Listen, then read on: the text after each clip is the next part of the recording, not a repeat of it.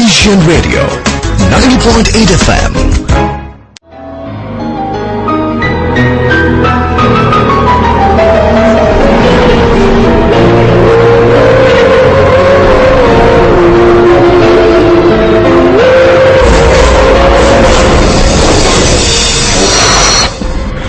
আমার এক বন্ধুর সাথে ঘটে যাওয়া একটি সত্য ঘটনা।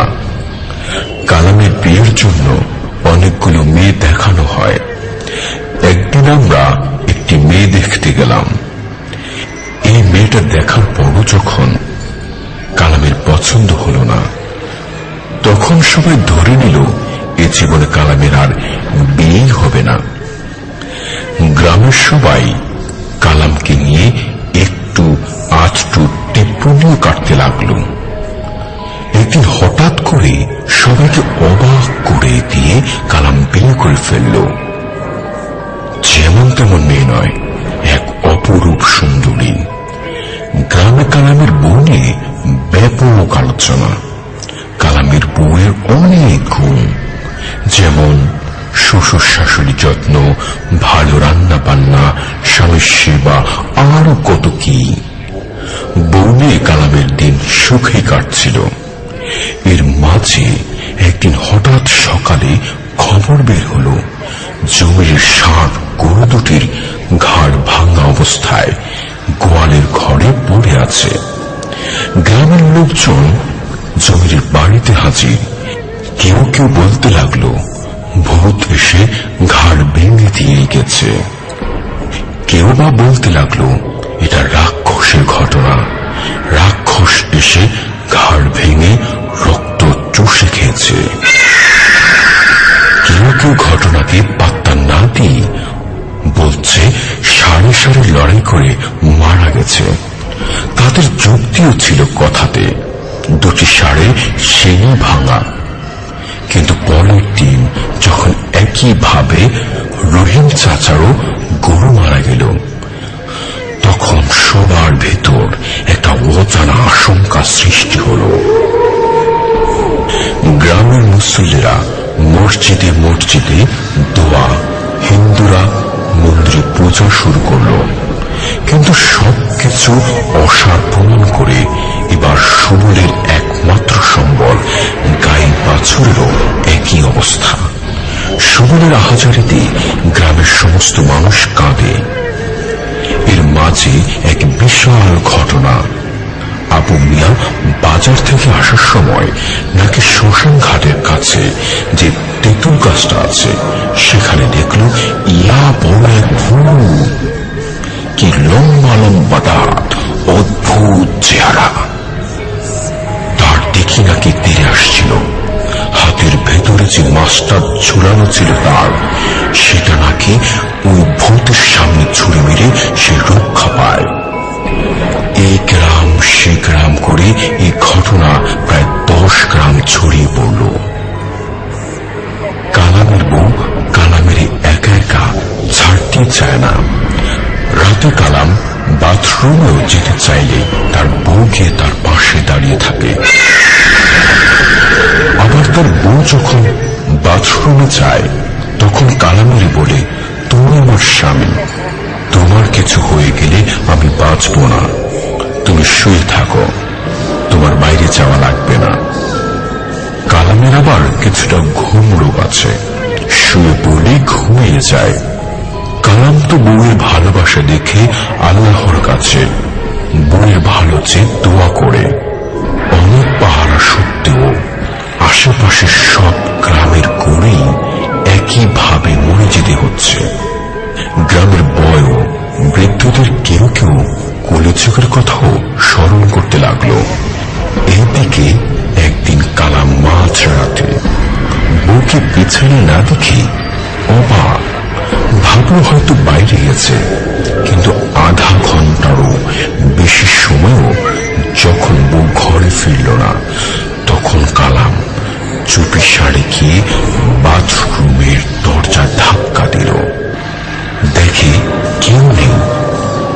কালামের মনে গভীর আশঙ্কা সৃষ্টি হল। কিন্তু ভয়ে সে বেশিক্ষণ বাইরে দাঁড়িয়ে না থেকে ঘরে চলে গেল।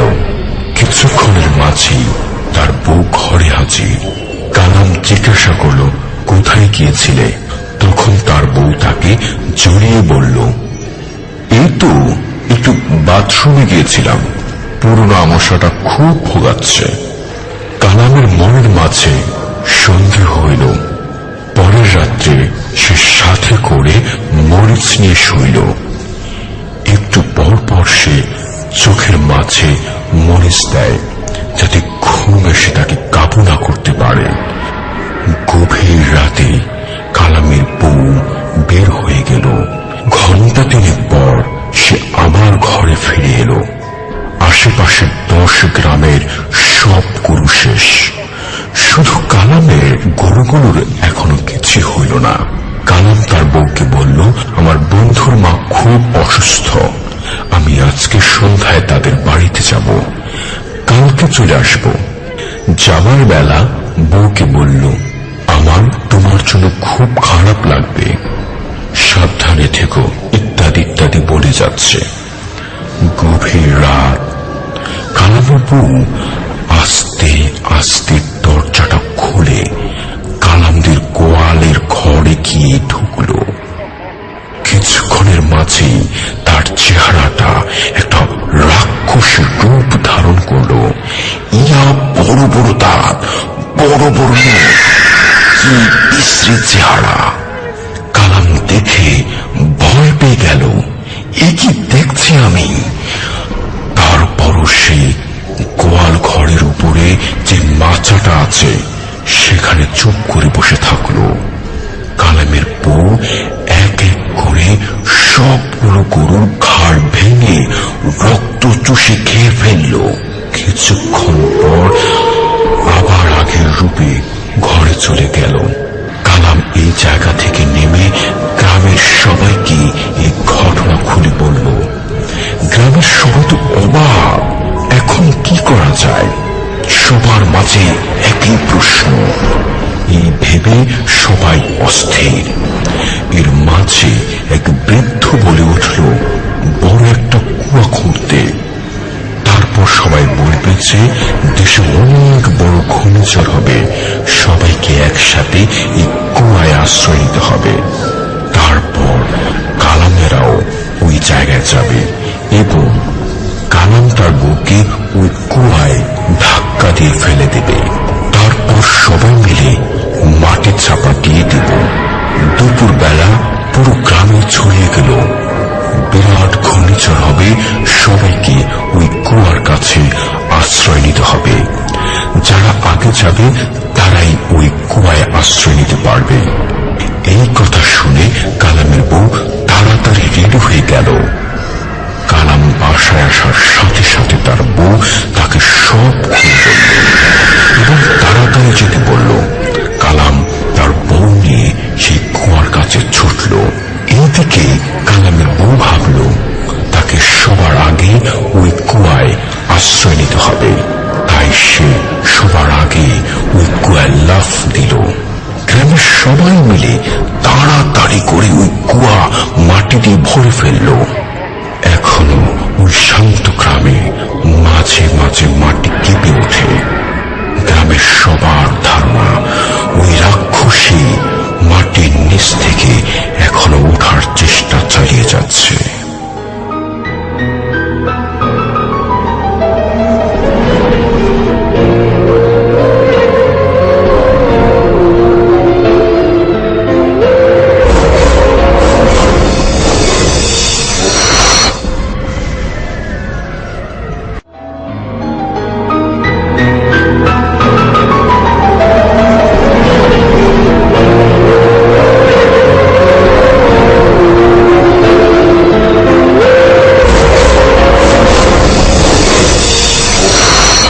ঘটনাটি ঘটেছিল আমার দাদির সাথে।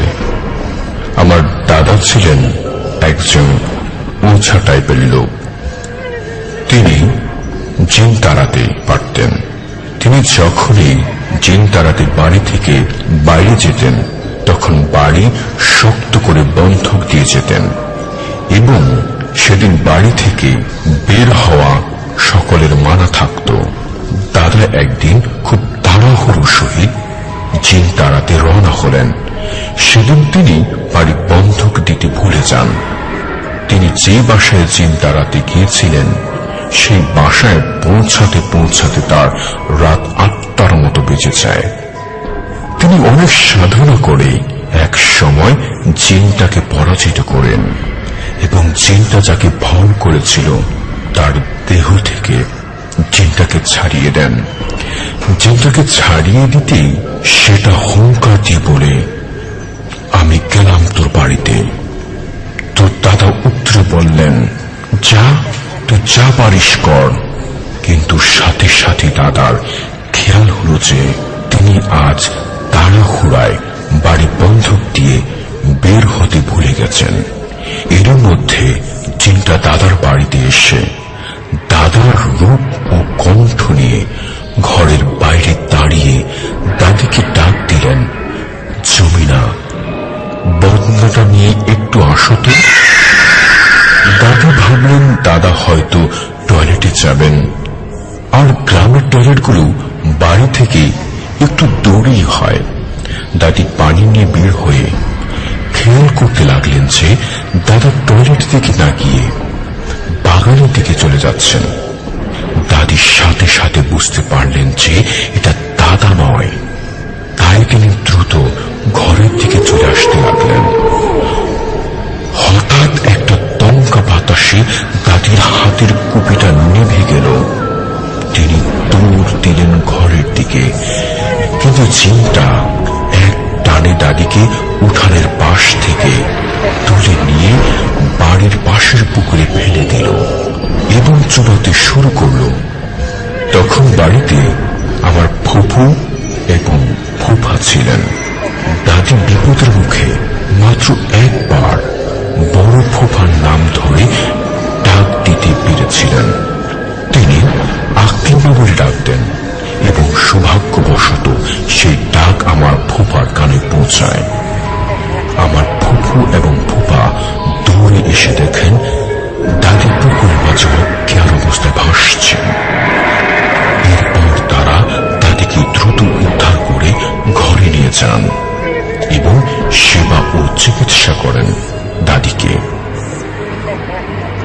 তোরে আমার ঘটনা এখানে যদি শেষ হতো তাহলে ভালো হতো, কিন্তু এরপর থেকে দাদি প্রায় কিছু ভয়ঙ্কর স্বপ্ন দেখতে লাগে। দাদা তাই আমাদের পুরো বাড়ি শিক দিয়ে দেন এবং সন্ধ্যার পর কারো বাড়ির বাইরে যাওয়া নিষিদ্ধ করে দেওয়া হয়। এরপর দাদা জীবিত থাকাকালীন সময় আর কিছু ঘটেনি। দাদা মারা যাওয়ার পর থেকে প্রতিবেশীরা কেউ কেউ রাত 2-3টার দিকে বাড়ির বাইরে বের হলে দেখতে পান যে সেই পুকুরের পাড়ে আমার দাদার প্রতিরূপী কেউ একজন বসে আছে। হয়তো এটাই সেই জিনটা যার প্রতিশোধ নেওয়া এখনো শেষ হয়নি, অথবা হয়তো এটা দাদার আত্মা যা আমাদের রক্ষা করার জন্য এখনো আসে।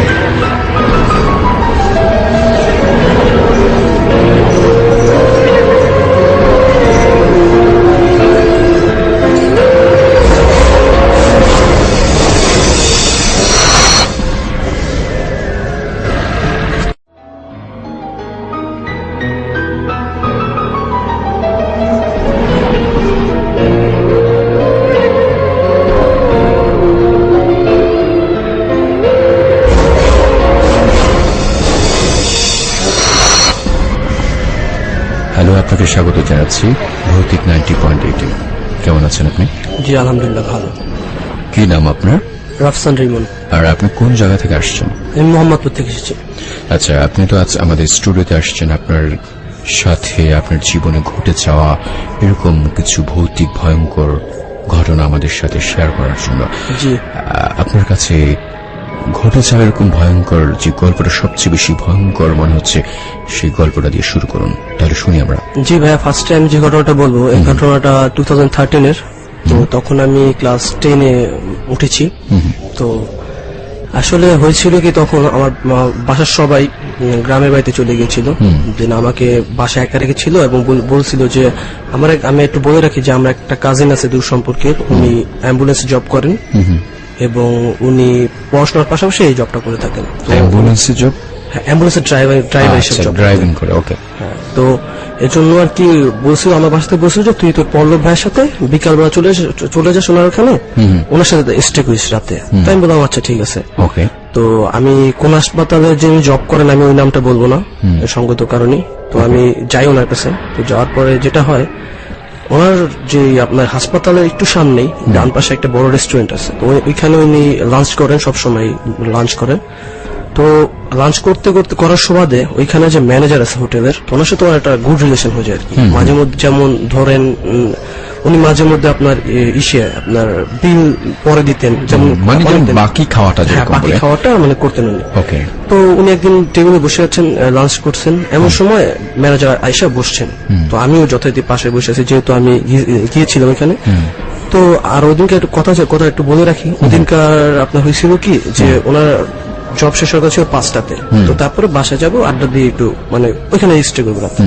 তো বসে আছি, লাঞ্চ করছি আমরা, এমন টাইমে আর কি ম্যানেজার আসছেন। তো আসার পরে বলছেন যে পল্লব, আমার একটা এরকম রিলেটিভের লাশ আছে উপরে, তো আমি ওইখানে মর্নিং সকল কথা বলে রাখছি, তো তোমার নাম বলছে, তোমার গাড়িতে দিয়েছে জন্য।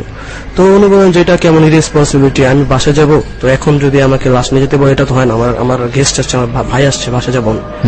তো বলতেছে যে এক পর্যায়ে বলতেছে যে আচ্ছা ঠিক আছে, তোমার যা টাকা তার থেকে আমি দ্বিগুণ দিব, ঠিক আছে। তো বললেন যে আচ্ছা ঠিক আছে, তো এক পর্যায়ে ভাইয়া রাজি হয়ে যান। তো আরেকটা কথা, উনি রাজি না হওয়ার পিছনে আরেকটা কারণ আছে, ওনার যে হেল্পার ছিল, আপনারা জানেন যে অ্যাম্বুলেন্সে দুজন থাকতে, তো হেল্পারের আবার মামা অসুস্থ ছিল, যার কারণে প্রচন্ড অসুস্থ ছিল, যার কারণে উনি আসেন নাই। তো দেন ভাইয়াকে আমি বললাম যে ভাইয়া যাবেন আপনি? বললেন আচ্ছা ঠিক আছে, তা চল তুই আমার সাথে থাকিস, সমস্যা নেই। আমি বললাম যে ভাইয়া এখন যদি আমি তো ভাই কখনো যাইনি, আমার লাশের সাথে ভয় লাগে। তো এবার ভাইয়া বলতেছে আমি আছি, সমস্যা নেই, যেহেতু 4-5 বছরের আপনার এক্সপিরিয়েন্স আছে। তো হ্যাঁ, তো আমার আল্লাহ বিল্লাহ করে রওনা দিলাম 5টার দিকে। তো কথা ছিল এটা যে লাশের সাথে একজন প্যাসেঞ্জার থাকবেন। আচ্ছা, তো যেভাবে সেই কাজ, তো আমরা ওয়েট করতেছি যে কখন প্যাসেঞ্জার আসবেন। তো আমি অ্যাজ ইউজুয়াল যেটা করি, যে ড্রাইভারের পাশে সিটে আমি বসে আছি, কানে হেডফোন ছিল, গান শুনছিলাম। তখন আপনার কয়টা বাজে, তখন প্রায় আপনার 5টা বিকাল। তো আমরা রওনা দিব, তো প্যাসেঞ্জার আসছে না। তো ভাইয়া ফোন দিল যে কোথায় আপনার প্যাসেঞ্জার কোথায়, ও তো লাশ তো দিয়ে গেছে। আমটা কথা কিন্তু লাশের সাথে একজন যায়, কিন্তু সে এখনো আসছে না। আপনার ভাই ফোন তো দিয়েছে। ভাইয়া ওই ম্যানেজারকে, হোটেল রেস্টুরেন্টের ম্যানেজারকে ফোন দিয়েছে যে ভাইয়া আপনি কোথায়, তো আসলো না। তো আচ্ছা ঠিক আছে, যাই হোক আপনি রওনা দিয়ে দেন। তো ভাইয়া বলে এটা আবার কেমন কথা, আমি প্যাসেঞ্জার ছাড়া গাড়ি নিয়ে যাবো? আচ্ছা নিয়ে যান, সমস্যা নেই ভাইয়া। তো বলতেছে যে আপনার দরকার হলে আর কিছু টাকা বাড়াই দিই। আচ্ছা ঠিক আছে, আমার যে টাকা দিয়েছেন সেটাই চলবে। তো আচ্ছা ঠিক আছে, আমি যাই। তো ভাইয়া কি বলবো আপনাকে, তো অনেক দূর যাওয়ার পর প্রায় আপনার আমি বলে রাখি, মাওয়া ফেরি পার হওয়ার পরে যখন বরিশালের উদ্দেশ্যে যে হাইওয়েটা আছে, তো আমরা যাচ্ছি, ওই হাইওয়ে দিয়ে আমরা যাচ্ছি। আচ্ছা, তখন সময়টা কটা বাজে এরকম? তখন আনুমানিক ভাইয়া কি বলবো, তখন প্রায় 10টার কাছে। আচ্ছা আচ্ছা, 10টা, হ্যাঁ, রাত 10টা, অবশ্যই রাত 10টা। তো যাচ্ছি আমরা, তো এমন পর্যায়ে একটা ছেলে, কত আনুমানিক 18 বছর এরকম, তো ও লিফট চাইতেছে আর কি, আমাদের অ্যাম্বুলেন্সের সামনে লিফট চাইতেছে। তো আমি কানে হেডফোন দিয়ে গান শুনতেছি। তো ভাই আমাকে বকাবকি করতেছে যে তুই কেন এখন একটা লাশ নিয়ে যেতেছি পিছনে, তুই কেন কানে গান শুনতেছিস, তুই একটু আল্লাহ বিল্লাহ কর। আমি বলছি না, আমি কোনো আমলে নেই কথা। তো ভাইয়া কিন্তু পরেশগাঁ ছিলেন, নামাজ পড়তেন, উনি ইতিমধ্যে 2-1 বার নামাজও পড়ছেন, মানে যে আপনার মাগরিবের নামাজ পড়ছিলেন। তো যাচ্ছিলাম, তো ওই ছেলেটা আর কি লিফট যেতেছিল তখন। তো যাচ্ছে, তো ভাইয়া প্রথমে নিতে চায় না, যেহেতু লাশের গাড়িতে আপনি জানেন যে লাশের গাড়িতে কোনো সময় কোনো প্যাসেঞ্জার নেওয়া হয় না রাস্তা থেকে। তো ছেলেটা নিতে চাচ্ছে, তো ভাইয়া দাঁড় করলেন, গাড়ি ব্রেক করলেন, ভাইয়া বললেন যে কি? তো ছেলেটা বললো যে ভাইয়া আসলে কি হয়েছে, গম্ভীর স্বরে কথাটা বলতেছিল ছেলেটা, যে ভাইয়া আমি খেলতে আসছিলাম, তোমার ফ্রেন্ড আমাকে রেখে চলে গেছে, এখন আমার বাসার সামনে, বাড়িটার সামনে, প্লিজ যদি একটু ড্রপ করতেন। আচ্ছা ঠিক আছে, কত দূর? বলছে ভাইয়া এই 1 কিলোর মতো হবে। তো 1 কিলোর মতো হবে। তো এটা শোনার পরে ভাইয়া নিতে চাই না প্রথম, তারপর আমি ভাইকে বললাম আচ্ছা ভাইয়া নিয়ে নেন, সমস্যা কি, আর তাছাড়া তো আমাদের তো খালি আছে। তো ভাইয়া বললেন যে আচ্ছা ঠিক আছে, আপনাকে নিতে পারে একটা শর্তে, লাশের পাশে যে সিট আছে ওইখানে আপনার বসতে হবে। তো লোকটা বললো যে আচ্ছা ঠিক আছে, আমার সমস্যা নাই, আমরা এগুলো ভয় পাই না। তো ভাইয়া যথারীতি গাড়ি থেকে নামলেন, নাইমা যে অ্যাম্বুলেন্সের পিছনে যে ডিকিটাতে থাকে এটা লকটা খুলে বলল আচ্ছা আপনি ভিতরে যান। তো বসলো, বসার পরে প্রায় বেশ খানিকটা গেলাম আমরা। তো বেশ খানিকটা যাওয়ার পরে হলো কি, আপনার যে পকেট যে গ্লাসটা থাকে, ড্রাইভারের পিছনে যে পকেট গ্লাসটা থাকে ওটা খোলা ছিল অবশ্য।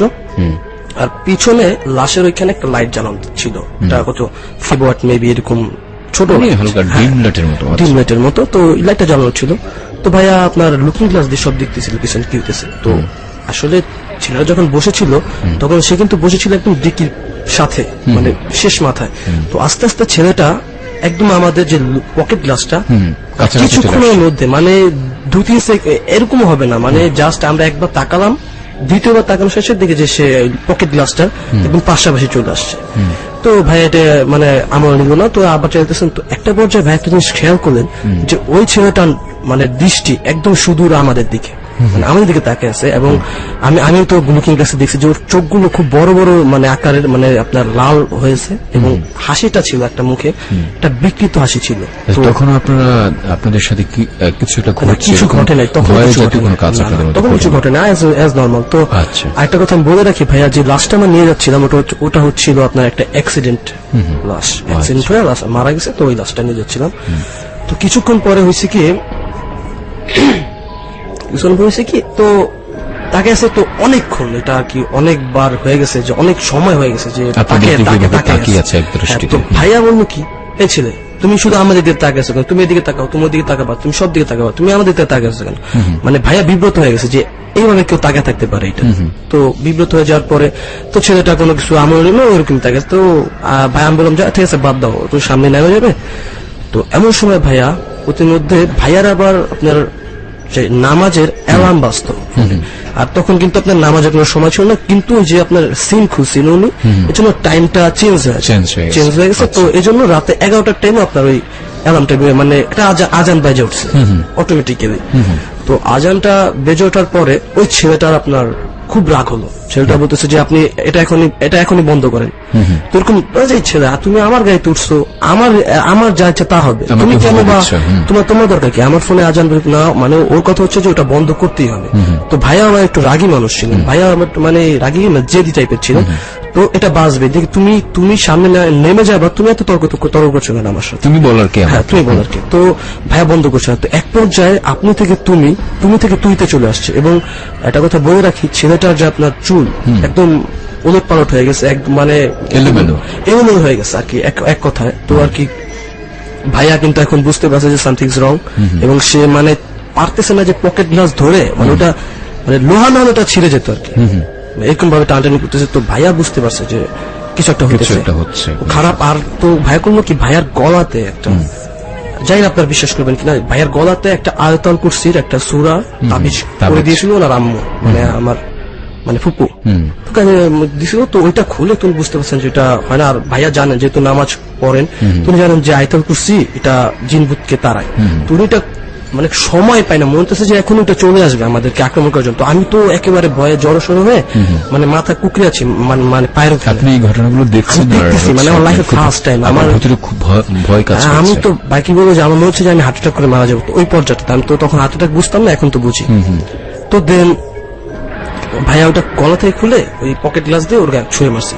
এখন ভাই বিশ্বাস করবেন কিনা তা আমি বলতে পারছি না, সাথে সাথে ভাই ভ্যানিশ হয়ে গেছে।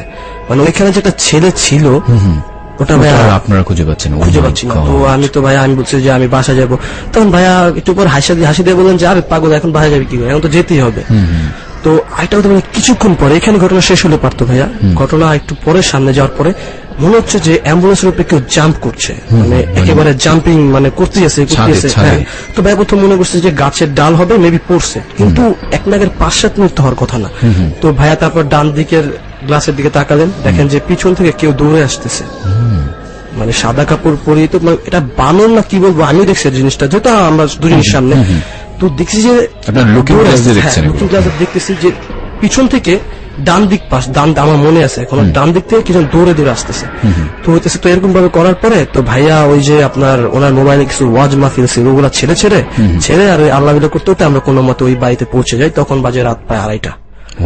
তো চলে যাই। তো চলে যাওয়ার পরে তো আমরা লাশটা নামাই যথারীতি অ্যাজ ইউজুয়াল। তো ওই লাশের যে চাচা ছিল উনি তো অনেক বকাবকি করতেছেন, এই কোনো কাউকে পাঠায় না কেন সাথে, রাস্তাটা এমনি খারাপ, এরকম মানে কথা বলতেছে। তো তারপরে লাশটা নামানো হয়, লাশটা নামানো হয়। তখনও কিন্তু ভাই আমাদের ভয়ের অতটা ছিল না, কাজ করতেছে মানে ভয় কাজ করতেছে, আমরা তো তা পার করে এসেছি আল্লাহর নাম নিয়ে, কিন্তু তখন কিন্তু ভয়ের বাকি ছিল, অবশিষ্ট বাকি ছিল। তো যখন লাশটা নামানো হয় তো পাশের ঘরে সবাই কোরআন শরীফ পড়ছিল এবং উঠোনে লাশটা আমরা রাখি, গ্রামের বাড়িতে আমার মনে আছে উঠোনে লাশটা রাখি। তো লাশটা যখন নামানো হয় ভাইয়া, যখন লাশটার মুখটা খোলা হয় তখন আর কি আমি ফ্রিজড, আমি ওখানে জমে গেছি যে এতক্ষণ যে ছেলেটা আমাদের সাথে এইসব মানে যে আমি ছেলেই বলবো ওকে, যে ছিল আমাদের অ্যাম্বুলেন্সে ওটা ওই লাশ। ও মাই গড, তাই না? তো এটা দেখার পরে আমার পশম এখনো গায়ে খাড়ে গেছে দেখেন। তো মানে এই জিনিসটা দেখার পরে তো ভাইয়া পল্লব ভাইয়া এই ওর চাচাকে বললো যে এই হয়েছে আমাদের সাথে মানে রাস্তাতে হয়েছে, এই যে এই তো পরে ওনাদের যে লাশ ছিল তার আত্মীয়স্বজনের সাথে ব্যাপারটা শেয়ার করেছে। তো বলার পরে তো উনি বললেন কি বলেন রাস্তায় তো এমনিতেই খারাপ। তো পল্লব বাবু আচ্ছা ঠিক আছে, আমরা রেডি, আমরা এখন রওনা দিয়ে দিই। তো এই লাশের যে চাচা ছিল যে মারা গেছে, ওনার চাচা অনেকে অনুনয় বিনয় করে রিকোয়েস্ট করেন যে প্লিজ প্লিজ আপনারা এখন থাকেন, কালকে সকালবেলা চলে যাবেন। তো ভাইয়া এরকম ভাবে তো আমরা রাত্রে ওখানে স্টে করি, দেন সকালবেলা আমরা চলে আসি। তো এরপর থেকে আমি আর কখনো ভাইয়া এরকম সাহস করি না যে কোনো অ্যাম্বুলেন্সে জার্নিতে যাবার, মানে এটা আমার লাইফের একটা হিস্টোরি হয়ে গেছে আর কি। তো ভাই এই ছিল আমার প্রথম ঘটনা। আচ্ছা রিমন ভাই, আমরা শুনলাম আপনার সাথে ঘটে যাওয়া এই ভয়ঙ্কর ঘটনাটি। সত্যিকার অর্থে যদি আমার সাথে এরকম ঘটনা তখন ঘটতো, নিশ্চয়ই আমি যেটাকে সেন্সলেস বলা হয় হয়ে যেতাম। আর তারপর আপনি যেন এখন বর্ণনা দিয়েছেন সেটা যেন আমার থেকে অনেক ভয় করছিল, বেশ ভয়ঙ্কর ঘটনাই হয়েছে। আর আপনি আসছেন আমাদের স্টুডিওতে, সেজন্য আপনাকে অনেক অনেক ধন্যবাদ। আপনাদেরও ধন্যবাদ।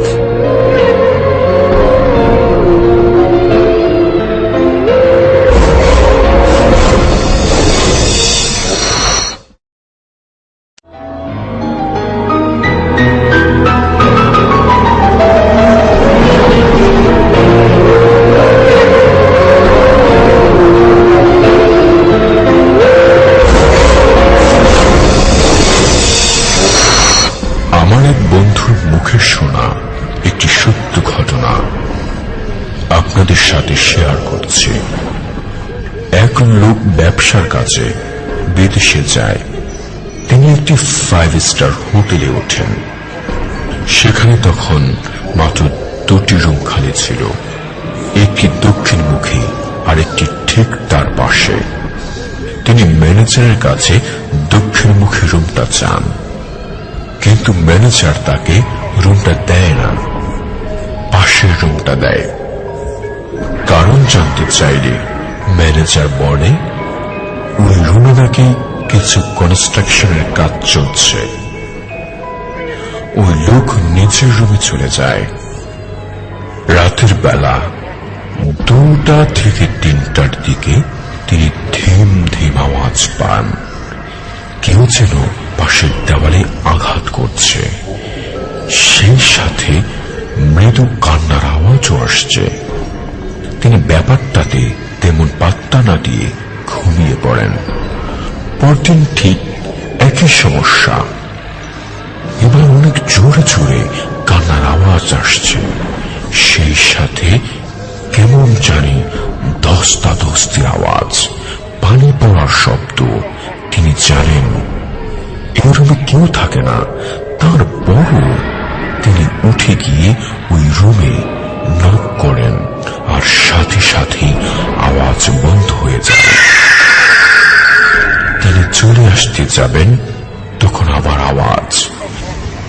এবার তিনি দরজার চাবির ফুটোয় চোখ দেন, কিন্তু ভেতরে কিছুই দেখতে পান না, শুধু অন্ধকার। সেদিনের মতো তিনি রুমে চলে যান। পরের দিন এবার আগে ভাগে তিনি ওই রুমের দরজার সামনে দাঁড়িয়ে থাকেন, যাতে আওয়াজ হলেই চোখ রেখে দেখতে পারেন। কিন্তু সেদিন আর আওয়াজ হয়নি। তারপরও তিনি কৌতূহলবশত চাবির রিং এর ফুটোয় চোখ রাখেন। দেখেন পুরো রুম লাল হয়ে আছে। এটা দেখে এবার তিনি যান। পরের দিন তিনি হোটেলের ঝাড়ু দেয় এমন একজনের সাথে কথা বলেন। তার ভাষ্যটা ছিল এরকম: ওই রুমে অনেক বছর আগে একটা মেয়েকে রেপ করে তাকে খুন করে লাশ ফেলে যাওয়া হয়। এরপর থেকে সেখানে নানা রকম আওয়াজ আসতে থাকে। হোটেলের সুনাম খারাপ হবে বলে আপনাকে কিছু বলা হয়নি। লোকটি তার রুমে ফিরে আসবে এমন সময় ঝাড়ুদার তাকে ডেকে বললেন, জানেন স্যার, মেয়েটার একটা অদ্ভুত বৈশিষ্ট্য ছিল। মেয়েটার চোখের রং ছিল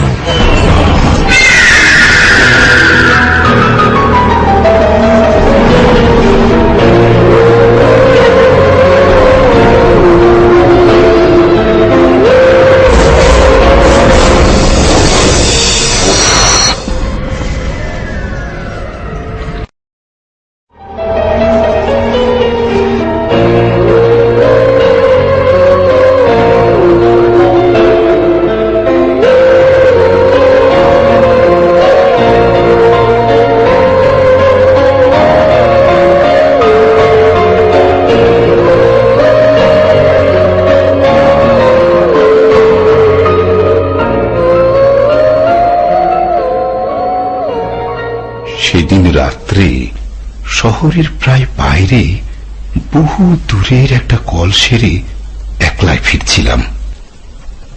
একে দারুণ শীত এবছর, তার উপর রাত অনেক হওয়ায় ঠান্ডা অত্যন্ত বেশি পড়েছিল। পুরো গোটা কত গরমের জামা থাকা সত্ত্বেও সব ভেদ করে মনে হচ্ছিল ঠান্ডা হাওয়া আমার পাঁজরার ভেতরে গিয়ে ঢুকছে। আসছিলাম আমার পুরনো মোটরে। এই মোটর আমি আজ 10 বছর ধরে একাই চালিয়ে ফিরছি, কিন্তু এখন মনে হচ্ছিল সঙ্গে একজন সুপার থাকলেই বুঝি ভালো হতো। এই দারুণ শীতে স্টিয়ারিং হুইল ধরে সমস্ত হাওয়ার ঝাপটা সহ্য করার চেয়ে কষ্ট আর কিছু নেই। আমাদের শহরটি অত্যন্ত ছড়ানো, বড় বড় কয়েকটি রাস্তাকে আশ্রয় করে চারিধারে অনেক দূর পর্যন্ত সে বিস্তৃত হয়ে আছে, কিন্তু জমাট বাঁধেনি। অনেক সময় এক প্রান্ত থেকে আরেক প্রান্তের মধ্যে শুধু একটি নির্জন রাস্তা ছাড়া আর কোনো যোগ নেই।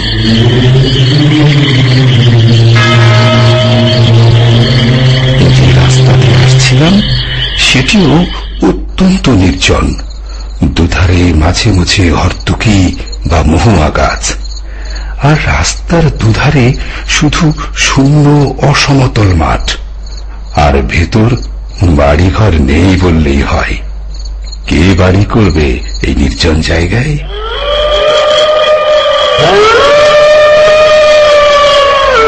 অন্ধকারে অবশ্য এই সবকিছু দেখা যাচ্ছিল না।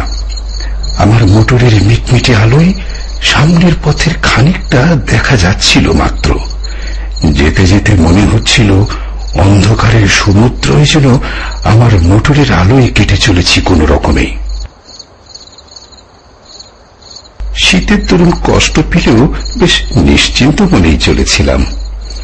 আমার কারটি পুরানো হলেও মজবুত, বেড়াপনা সে করে না।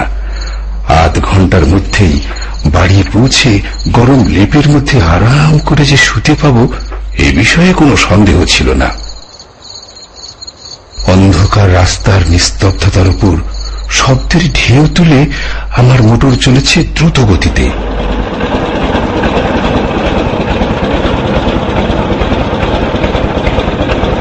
নিজেকে যথাসম্ভব আবৃত্ত রেখে ভেতরে বসে সমস্ত চিন্তা পরিত্যাগ করে আমি শুধু আমার গরম বিছানাটার আরামের কথাই ভাবছি।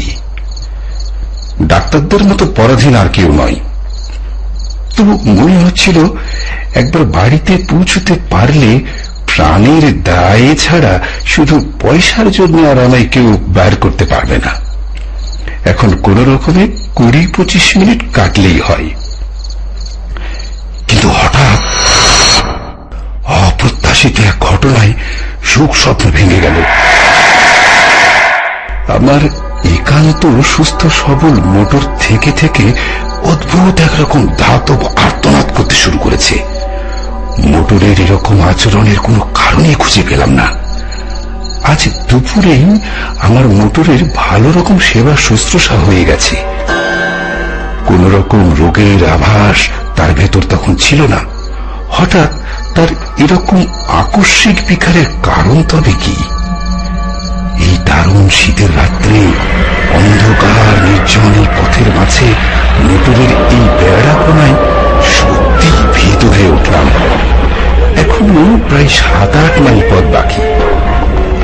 রাস্তার মাঝে মোটর সত্যি অচল হয়ে গেলে করব কি? এই রাত্রের ডাকেও সঙ্গে লোক না আনার নির্বুদ্ধিতার জন্য এবার নিজের উপরে রাগ হচ্ছিল। সঙ্গে একজন লোক থাকলে তবু বিপদে অনেক সাহায্য পাওয়া যেত। দেখতে দেখতে মোটরের আর্তনাদ আরো বেড়ে উঠল। সঙ্গে সঙ্গে মোটরের বেগও মন্থর হয়ে আসছে বুঝতে পারলাম। মোটর চালনার সমস্ত বিদ্যা প্রয়োগ করেও সুরাহা করতে পারলাম না। কাতরাতে কাতরাতে খানিক দূর গিয়ে আমার মোটর হঠাৎ রাস্তার মাঝে এক জায়গায় একেবারে থেমে গেল, আর তার নড়বার নাম নেই। চেষ্টার আমি তখনও ত্রুটি করলাম না, কিন্তু আমার পীড়নে অস্ফুট ভাবে একটু কাতরোক্তি করে উঠা ছাড়া আর কোন সাড়া সে দিল না। ভয়ে দুর্ভাবনায় সত্যি তখন আমার সমস্ত দেহ আড়ষ্ট হয়ে এসেছে।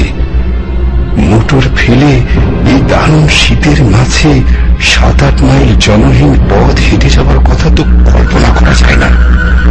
এই মাঠের মাঝে মোটরে সারা রাত কাটানো অসম্ভব। এখন উপায়? ডাক্তারবাবু। হঠাৎ বুকের ভেতর হৃৎপিণ্ডটা যেন লাফিয়ে উঠল। এই জনশূন্য পথে এমন সময় কে ডাকলো? আবার শুনতে পেলাম, ডাক্তারবাবু। অন্ধকারে তীক্ষ্ণ দৃষ্টি নিক্ষেপ করে এবারও দেখতে পেলাম পথের ধারে ঝাঁকড়া একটি গাছের পাশে আবছা একটি দীর্ঘ শীর্ণ মূর্তি দেখা যাচ্ছে। হঠাৎ এমন জায়গায় কেমন করে সে উদয় হলো বুঝতে না পারলেও সাড়া দিয়ে বললাম, কে তুমি? মনে তখন আমার একটু আশার রেখাও দেখা দিয়েছে। তার আবির্ভাব যেমন বিস্ময়করই হোক না কেন, লোকটার কাছে সাহায্য পাওয়ার সম্ভাবনা তো আছে। লোকটা সেই জায়গা থেকেই বললে, আমায় চিনবেন না আপনি? চিনবার জন্য আমি তখন ব্যস্ত নই। আমার সাহায্য করবার জন্য একজন লোক তখন দরকার মাত্র। সেই কথাই তাকে বলতে যাচ্ছি, এমন সময় লোকটা আবার বললে, আপনাকে একটু আসতে হবে ডাক্তারবাবু, ভারী অসুখ একজনের।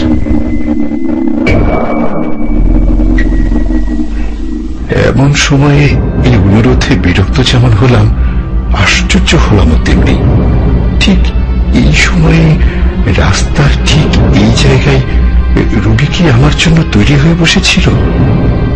লোকটা আমার মনের কথায় যেন আজ করে বললে, এ ভগবানের দয়া ডাক্তারবাবু, এমন সময় আপনাকে এখানে পাবো স্বপ্নেও ভাবিনি, অথচ না পেলে কি বিপদই যে হতো।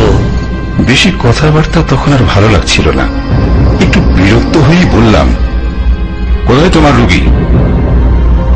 লোকটাই নিঃশব্দে অন্ধকারের ভেতর একদিকে হাত বাড়িয়ে নির্দেশ করল। সেদিকে চেয়ে দেখলাম সত্যি ভালো যেন দেখা যাচ্ছে। এরকম নির্জন প্রান্তরের মাঝে এরকম বাড়ি খুব কমই থাকে। হঠাৎ এরকম জায়গায় এমন সময় যাওয়াও একটু বিপজ্জনক। তবে শত্রু আমার কেউ তো নেই, এবং সঙ্গে টাকা পড়লেও নিতান্ত সামান্য, এই যা ভরসা। একটু ভেবে নিয়ে জিজ্ঞাসা করলাম, কি অসুখ? উত্তর এলো, জানি না ডাক্তারবাবু, কিন্তু অত্যন্ত সঙ্গীন অবস্থা। তাড়াতাড়ি না গেলে বোধহয় বাঁচানো যাবে না। দোহাই আপনার, চলুন ডাক্তারবাবু। কোথায় নিজের বিপদ সামলাবো, না হঠাৎ রাস্তার মাঝে মাঝরাত্রে যেতে হবে পরের চিকিৎসায়। তবু ডাক্তার মানুষ, জীবন মরণের সমস্যা শুনলে চুপ করে বসে থাকতে পারা যায় না। বাধ্য হয়ে তাই বললাম, চলো।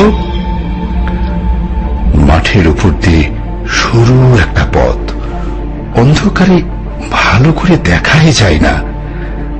তাই ধরে লোকটার পিছু পিছু মিনিট 5 হেঁটে একটি বাড়ির উঠানে এসে দাঁড়ালাম। সামনে একটি ঘরের দরজা থেকে আলো দেখা যাচ্ছে। সেই দিকে দেখিয়ে লোকটা বললে, ওই ঘরেই রবিবাবু, আপনি যান, আমি এখনই আসছি। অন্ধকারের ভেতরে বুঝতে পারছিলাম বাড়িটি বিশেষ সমৃদ্ধ চেহারার নয়।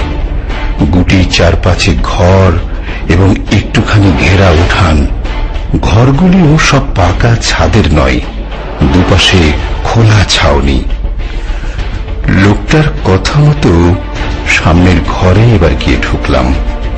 ঘরটি আয়তনে বিশেষ বড় নয়, তার উপর নানান আকারের বাক্স পেটরায় বোঝাই বলে ভেতরে নড়বার চড়বার স্থান অত্যন্ত অল্প।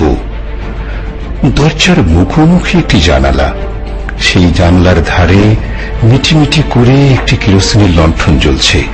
সেই আলোতে অস্পষ্টভাবে দেখা গেল দরজার বাঁ ধারে একটি চারপায়ায় অত্যন্ত শীর্ণ এক ভদ্রলোক শুয়ে আছেন।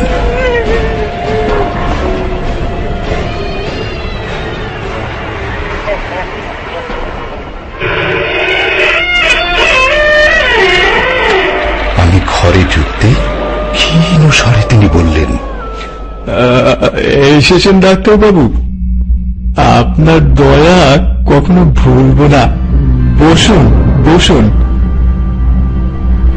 ঘরের ভেতর এদিক ওদিক চেয়ে বসবার জায়গা একটি দেখতে পেলাম। জানালার কাছে গিয়ে চারপায়া থেকে অনেক দূরে একটি বেতের মোড়া, সেটি টেনে চারপায়ার কাছে আসবার উদ্যোগ করতেই ভদ্রলোক আবার ক্ষীণ স্বরে বললেন, বসুন বসুন, ওইখানে বসুন। আগে আমার রোগের কথা বলি শুনুন।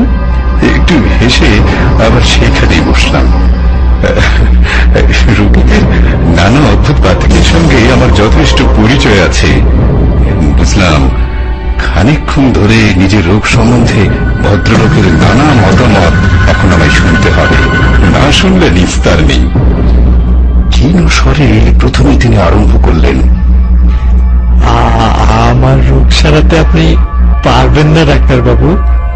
বাঁচাতে পারবেন ডাক্তারবাবু?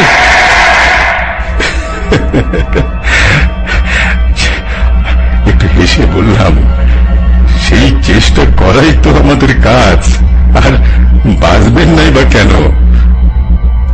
একটু অদ্ভুত হাসির আওয়াজ এলো খাট থেকে।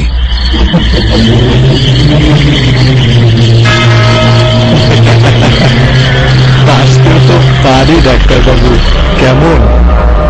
বললাম, পারেন বই কি, কি তেমন আর হয়েছে আপনার? না, তেমন আর কি হয়েছে? ভদ্রলোক আবার যেন হাসলেন, তারপর বললেন, ডাক্তারদের অনেক ক্ষমতা, কেমন না? কিন্তু ধরুন তাতেও যদি না বাঁচি, যদি আজ রাত্রে মারা যাই? রোগীর এই অর্ধ উন্মত্ত প্রলাপের উত্তরে কি যে বলবো কিছুই ভেবে পেলাম না। মনে মনে তখন এই বিলম্বে অস্থির হয়ে উঠছি। রোগী আবার বললেন, যদি আপনি থাকতে থাকতেই মারা যায় ডাক্তারবাবু, কি হবে তাহলে? কে আপনার ফি দেবে বলুন তো? আচ্ছা, পাগল রোগীর পাল্লায় তো পড়া গেছে। বললাম, যদি নেহাতি তাই হয় তাহলে ফি নাই পেলাম, আমরা শুধু ফির জন্যই সবসময় আসি না। তা তো বটেই, পৃথিবীতে ভালো লোক, মনুষ্যত্ব এখনো আছে, তাই না ডাক্তারবাবু? কিন্তু আপনার ফির ব্যবস্থা আমি করে রেখেছি ডাক্তারবাবু। হঠাৎ যদি বলে যাই, ওই বাক্স খুলে ফেলবেন, বুঝেছেন ডাক্তারবাবু? ওই বেতের ছোট্ট বাক্সটি। ভদ্রলোকের স্বর আরো মৃদু হয়ে এলো। ওই বাক্স থেকে আপনার প্রাপ্য টাকা নেবেন, আরো একটা জিনিস নেবেন ডাক্তারবাবু। বলুন বলুন, নেবেন তো? একটু বিরক্ত হয়ে বললাম, কি? কিছু না ডাক্তারবাবু, একটা কাগজ, কিন্তু ভয়ানক দরকারি কাগজ। এই কাগজ ওখানে আছে শুধু আপনি আর আমি জানি, আর আর আর কেউ জানে না। জানলে আর ওখানে ওটা থাকতো না। ভদ্রলোক একটু চুপ করে থেকে একটু হেসে আবার বললেন,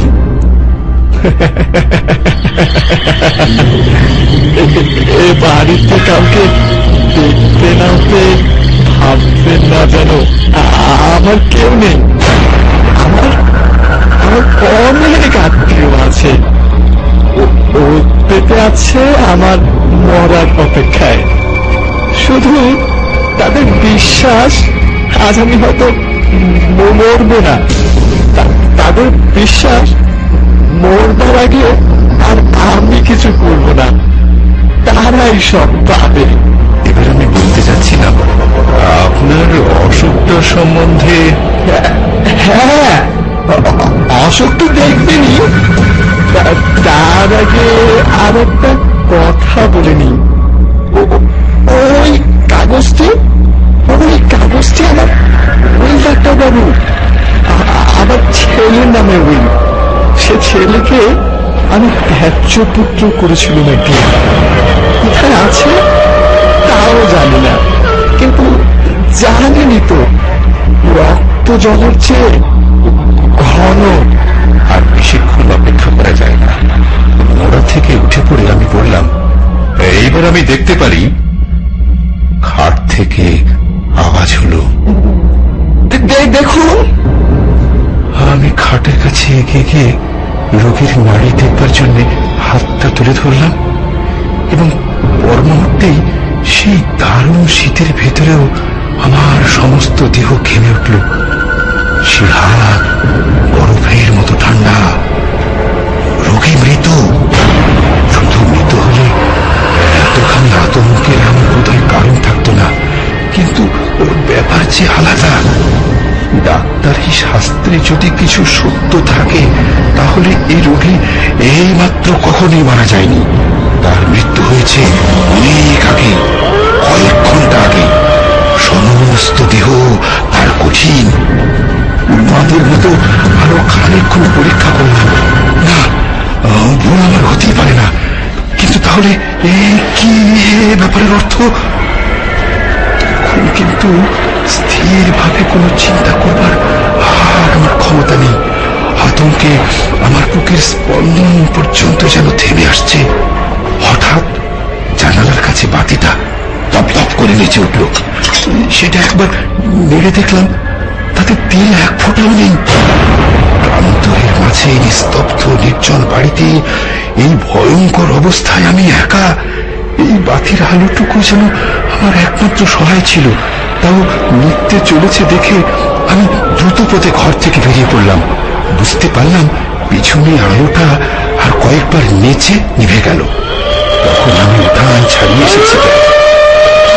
পাথর অন্ধকার প্রান্তরের ভিতর দিয়ে ছুটতে ছুটতে এসে মোটরে উঠেছিলাম, তা ঠিক আমার মনে নেই।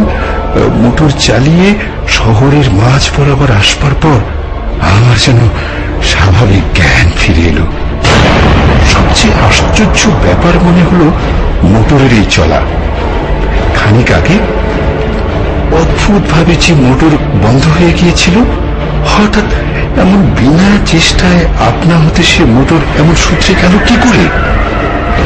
তারপর দিনের আলোতে লোক সঙ্গে করে নিয়ে সেই প্রান্তরের মাঝেকার বাড়ির নিঃসঙ্গ রোগীর শেষ ইচ্ছা পূর্ণ করার ব্যবস্থা করেছিলাম। তার ছেলেই আজকাল সমস্ত বিষয়ের মালিক। সেদিন তার রহস্যের স্বাভাবিক মীমাংসা আমি এখনো করতে পারিনি।